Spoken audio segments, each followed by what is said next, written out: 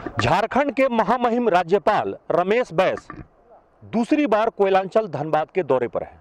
ये देश की कोयला राजधानी है और पहली बार जब वो कार्यक्रम में आए थे तो सिम्फर की प्लेटिनम जुबली थी, यानी 75वां वर्षगांठ था, जिस मौके पर वो सरकारी कार्यक्रम में पहुंचे थे। और इस बार इनका कार्यक्रम बेहद ही निजी कार्यक्रम है। निजी इसलिए कह रहा हूं क्योंकि इस बार वो खास तौर पे कोलियरी क्षेत्रों में एक निजी कोलियरी को देखने पहुंचे हैं और दूसरा एक शादी समारोह में शिरकत करने वाले हैं। पहला कार्यक्रम जहां होना है वो झरिया है, देश की वही झरिया जो सर्वाधिक कोयला उत्पादन के लिए जानी जाती है। और वहां पे एक निजी आउटसोर्सिंग कंपनी आरके ट्रांसपोर्ट के द्वारा यहाँ पे पैच है, कोलियरी क्षेत्र जहाँ पे वो आउटसोर्सिंग का कोयला उत्पादन करती है। और यहाँ पे देखिए इस जगह पे जो सामने 3 हॉल पैक दिख रहे हैं, नए 23, 24 और 25, ये 3 जो हॉल पैक हैं ये तकरीबन 15 करोड़ की ये गाड़ी बताई जाती है। ये कोयला क्षेत्र में कोल ढुलाई का काम करती है और काफ़ी जो है इसका महत्वपूर्ण काम है। ये विस्थापित इलाके हैं। यहाँ पे अगर झरिया की बात करें तो पूरा के पूरा झरिया भूमिगत आग की चपेट में है। तो यूं कहें झरिया का जमीन के नीचे या तो कोयला मिलेगा या फिर खाली मिलेगा, क्योंकि बालू तो बहुत कम भराई हुई है, बालू में बड़ी लूट हुई है। उसकी बात की कहानी बताएंगे। जगह जगह सुरक्षा के इंतजाम किए गए हैं। इसके अलावा हाँ, एक चीज़ जरूर है जो अभी भी कमी नजर आ रही है। आमतौर पर यह देखा जाता है कि जब भी कोई महामहिम का कार्यक्रम होता है, मुख्यमंत्री, राज्यपाल या राष्ट्रपति, किसी भी बड़े हस्ती का कार्यक्रम होता है, तो अक्सर सड़क के जो है गड्ढे समाप्त कर दिया जाता है, सड़क जो है वो स्मूथ बना दिया जाता है। लेकिन इस बार ऐसा कुछ नहीं किया गया है। झरिया के जो आने वाली जो सड़कें हैं, झरिया में जो पहुंचती है सड़क धनबाद से, उसमें कई जगह एना के पास पहुंचते पहुंचते कई जगहों पे सड़क पर अभी भी गड्ढे उभरे हुए हैं, जर्जर हो गई है और उन जर्जर सड़कों को ठीक नहीं किया गया है। हाँ, ये जरूर है कि ऊपर से फिटफाट और नीचे से मुकामा घाट, मतलब थोड़ा सा ऊपर में पानी जरूर मार दिया गया है और जगह जगह पे उसको धूल नहीं उड़े उसकी खूब इंतजाम किया गया है। नगर निगम द्वारा जो है साफ सफाई के पूरी मशीनरी उतारी गई है, कर्मचारी लगाए गए हैं और तमाम तरह की व्यवस्था की गई है। दूसरी ओर का है तो प्रशासन भी अपने तरफ से पूरी टाइट नजर आ रही है। आप देखिए यहाँ पे इस कैंपस के अंदर ये जो पहली गेट है, उसके बाद दूसरी जो गेट है, इसके अंदर में चूंकि मीडिया को अलाउड नहीं किया जा रहा है।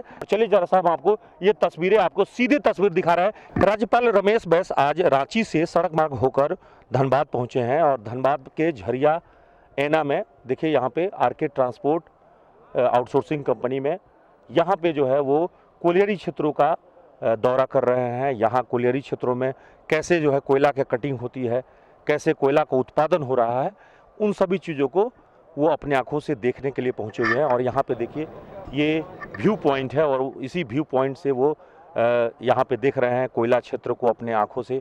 और सभी यहाँ पे देखिए अमला, पूरी प्रशासन यहाँ पहुंची हुई है। प्रशासन के तमाम अमला, जिला प्रशासन के अधिकारी उनके साथ मौजूद हैं। ये सरकारी कार्यक्रम नहीं है, बावजूद किसी निजी कार्यक्रम में अगर सरकारी संसाधनों का उपयोग हो रहा है तो क्या ये पैसे का दुरुपयोग नहीं है? एक प्राइवेट कार्यक्रम में आया हूँ। रायपुर के हमारे एक हाई कोर्ट के जज हैं, उनकी लड़की का आज रिसेप्शन है।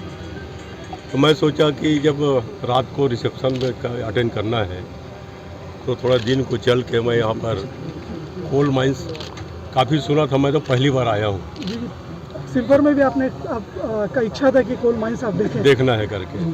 तो मैं तो विदेश में भी गया, वहाँ पर अंडरग्राउंड माइनिंग देखा, लेकिन ओपन माइनिंग में वहाँ नहीं देख पाया था। तो यहाँ पर ओपन माइनिंग है, तो मैं बोला चलो एक बार माइनिंग देखें कि कैसा होता है, इनकी क्या प्रॉब्लम होती है, कि कोयला निकालने में कैसा होगा, क्या इक्विपमेंट्स लगते हैं, क्या तकलीफ़ें होती है, वो सब देखने के लिए आया हूँ मैं।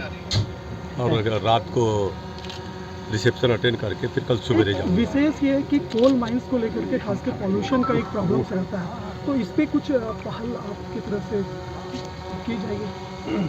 नहीं, मेरी जानकारी में अगर आप लोग लाएंगे तो निश्चित रूप से जो सॉल्यूशन होगा वो हल करेंगे। अब जिस जगह पर आप आए हैं आउटसोर्सिंग कहा जाता है कि आउटसोर्सिंग मजदूरों का होता है। इस शोषण को आप एक नहीं कहना चाहिए, एक बहुत जिस पद पर हैं ये सवाल आपके लायक नहीं था, लेकिन एक नॉर्मल जनरल मास आपके मजदूरों के आपके नॉलेज में जाने के लिए इस शोषण को कैसे मजदूर मुक्त हो पाएंगे? नहीं, शोषण किस प्रकार का होता है? जैसे इन लोग के 2 रजिस्टर होते हैं आउटसोर्सिंग में। एक मजदूर को दिखाते हैं कि हम देते हैं 20,000 रुपये देते हैं, 8,000 रुपये में खटाते हैं। एक दिखाते हैं कि हम 30,000 रुपये देते हैं, 15,000 में खटाते हैं। इसके ये शर्मा युक्त जो भी हो, ये सारा एक सिंडिकेट ऊपर से नीचे तक, इसको कैसे रोका जाए?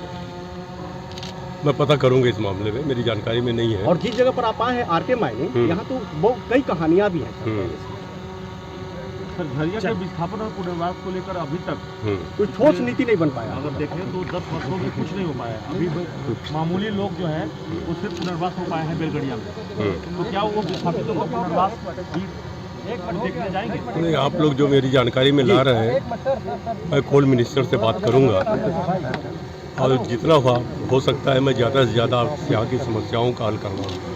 राज्यपाल के दौरे को लेकर बीसीसीएल के सिमडी पीएम प्रसाद का क्या कहना है, चलिए जरा सा उनकी ही बयान हम सुनते हैं, वो क्या कह रहे हैं इस मसले पर। आज इंस्पेक्शन है ना, हमारा ये मिला है कि खबर इंस्पेक्शन के लिए आ रहा है, तो हम इंस्पेक्शन के हिसाब से आ रहे हैं।